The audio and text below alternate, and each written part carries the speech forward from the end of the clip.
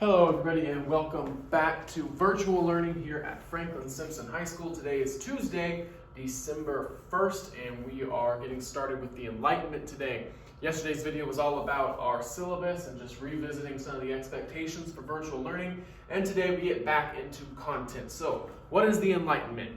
What was it? Why is it important? What came before it and what's going to come after it? We're going to talk about all of that today in our overview. I'm going to get the lights and we are going to get started. So, Enlightenment, day one. So, today we're going to talk a little bit about the beginning of the Enlightenment. We're going to talk about the conflicting views of Thomas Hobbes and John Locke. We're going to talk about the philosophers. So that might come next week more so. We might touch on it a little bit today.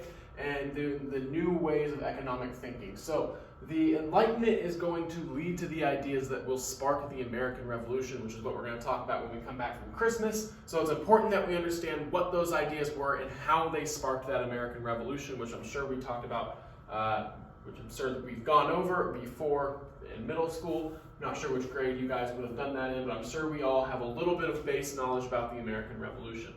So we need to talk about some of those ideas. So, just as kind of a warm-up, if you guys were here, of course I made this PowerPoint thinking that you guys might be here for some of this content, but if you were here, we would be warming up with this question. What do you dislike about Franklin Simpson High School? And you're allowed to say anything.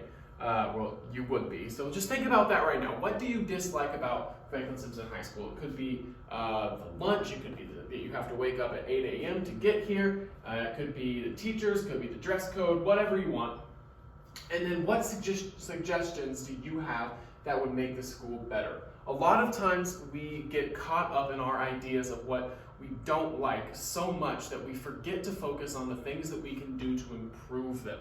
So we forget that we have power to improve our situation because we get so focused on the fact that we don't like our situation. And that's a big miscarriage of personal responsibility and integrity.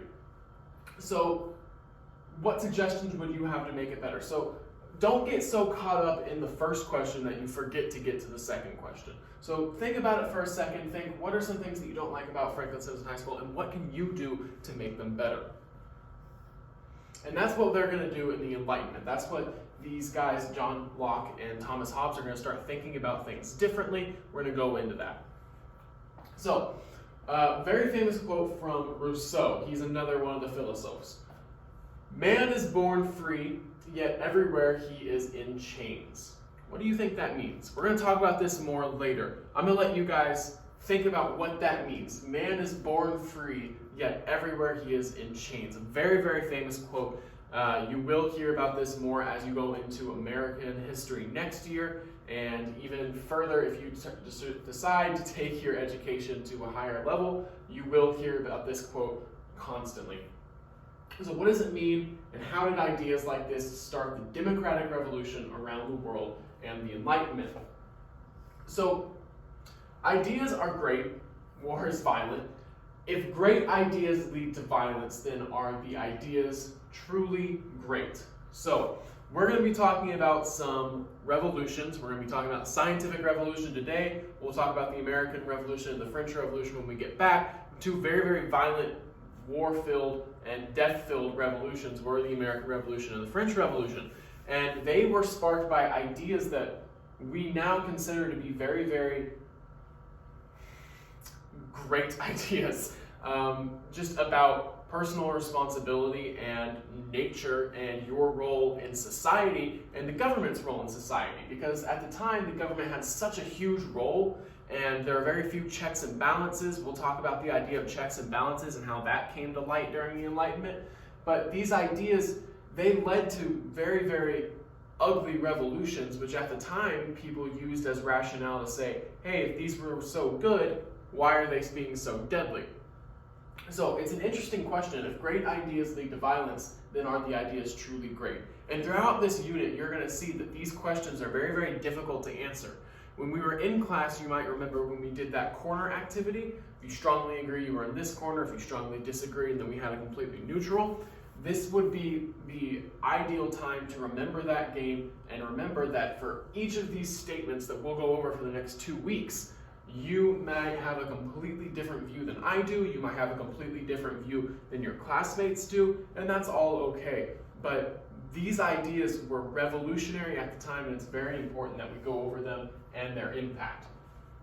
So talking a little bit about the time period that we are looking at for the Enlightenment. So during the Renaissance, people began to question medieval ideas, emphasize individual potential, humanism, and encourage education. We remember that. We went over that when we went over the Protestant Reformation. So we did about a week on the Renaissance and about 2 weeks on the Reformation. Now, during the Reformation, people began to question the church, teachings, freely explore new ideas, and tolerate other religions. So you see there's a very clear parallel between the Renaissance and the Reformation. People began to question medieval ideas. People began to question the church. So it's just a rethinking of ideas within society. During the Age of Exploration, which we just finished up, we have the discovery of new lands and trade routes that led Europeans to search for new things. So again, on all of these first three, you see it's a desire to move away from the old and move into the new. So it's a desire to move away from medieval thought and move into individual thinking. It's a desire to move away from what we traditionally know and try to branch out and see if we can discover and explore new areas and new ideas. It's a transition from the old ideas of what the church has been doing for thousands of years into maybe we change up what the church is doing. Maybe we challenge the church on a few things. Maybe the church isn't doing everything by the book. And then we have during the age of absolute monarchs, which we didn't really get to cover, but there was an age in Europe when absolute monarchs took control and they claimed that they had been delivered from God to lead their country, and therefore they could do whatever they want with absolutely no checks and balances. Now, during the age of absolute monarchs, powerful kings spent lavishly, fought expensive wars, and ruled without regard for people's nature. So all of these ideas culminate in the Enlightenment, because the Enlightenment, by definition, is when we start to think more critically about human nature and our role within society, and we start criticizing what that's always been and moving into what it should be.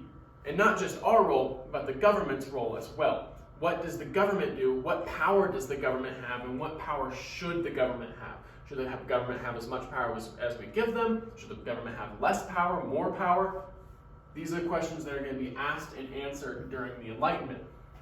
So, the beginning of the Enlightenment, the scientific revolution of the 1500s and 1600s, transformed the way people in Europe looked at the world. So you have Galileo, Copernicus, and Newton, all of these guys in the 1500s and 1600s. They create machines and theories that educated people of power and of human reason. And we're going to talk about what that means a little bit in the coming weeks, what human reason itself is.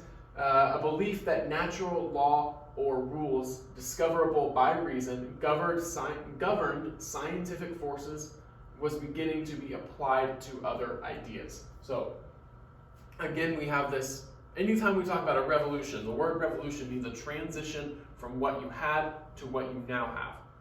That's what a revolution is. It's a transformation, and in this case we're talking about a transformation of government and a transformation of society. So during the scientific revolution, scholars applied logic, perfected the scientific method, and made new discoveries that shattered old ideas. So you have the scientific revolution, which is going to lead to the Enlightenment, and then you have the Enlightenment. If there's an arrow here with another section, it would be American Revolution, French Revolution, but we will get to that. That'll be its own unit, don't worry about that. But we're going to go over each of these points throughout the coming weeks, and we will dive into each of those, and we're going to dive into what made the Enlightenment so influential. So from 1650 to 1800, European philosophers began rethinking old ideas, just like during the Renaissance, just like during the Age of Exploration, just like during the Reformation. They began rethinking old ideas about government, religion, and economics. Those are the big three: government, religion, and economics. And we'll also talk about society and culture, but that factors mostly into government and your role with the government. And that's going to lead to an era known as the Enlightenment, also called the Age of Reason.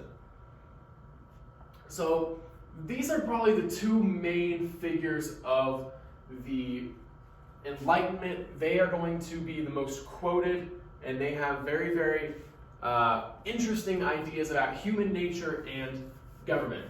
So Thomas Hobbes says, it is not wisdom but authority that makes law. It's not wisdom, it is authority. So it is not a person who has the best ideas who gets to make the law. It's just the person who speaks the loudest and has the most authority to do so.